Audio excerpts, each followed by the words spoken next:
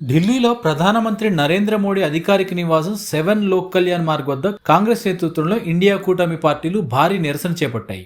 లోక్సభ ప్రతిపక్ష నేత రాహుల్ గాంధీ, కాంగ్రెస్ అధ్యక్షుడు మల్లికార్జున్ ఖర్గే, ప్రియాంక గాంధీ వద్రా, సమాజ్వాదీ పార్టీ అధ్యక్షుడు అఖిలేష్ యాదవ్ సహా పలువురు ప్రతిపక్ష నేతలు ఈ నిరసన కార్యక్రమంలో పాల్గొన్నారు.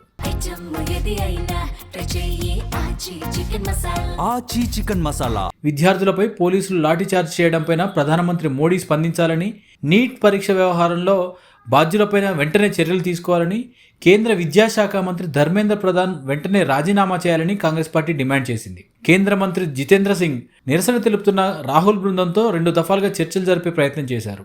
అయినా సరే ధర్మేంద్ర ప్రధాన్ రాజీనామా డిమాండ్ నుంచి తాము తగ్గేదే లేదని రాహుల్ గాంధీ తేల్చి చెప్పడంతో చర్చలు విఫలమయ్యాయి. ప్రధానమంత్రి నివాసం వైపు ర్యాలీగా వెళ్లేందుకు ప్రయత్నించిన నిరసనకారులను పోలీసులు అడ్డుకొని బ్యారికేడ్లు ఏర్పాటు చేశారు. ఈ సందర్భంగా రాహుల్ గాంధీ నేలపై కూర్చొని నిరసన వ్యక్తం చేశారు. పోలీసులు ఆయనతో పాటు ప్రియాంక గాంధీ, అఖిలేష్ యాదవ్ తదితరులందరినీ కూడా బలవంతంగా తీసుకెళ్లి డీటైన్ చేశారు. రాహుల్ గాంధీ, ప్రియాంక గాంధీలు పోలీసుల అరెస్టును తీవ్రంగా ప్రతిఘటించారు. అయినా భారీ స్థాయిలో పోలీసులు వారిని బలవంతంగా ఈడ్చి బస్సులో పోలీస్ స్టేషన్కి తరలించారు. కాంగ్రెస్ పార్టీ పార్లమెంట్లో ఈ అంశంపైన పూర్తిస్థాయి చర్చ జరిగే వరకు సభా కార్యక్రమాలను కొనసాగనివ్వబోమని స్పష్టంగా తేల్చి చెప్పింది.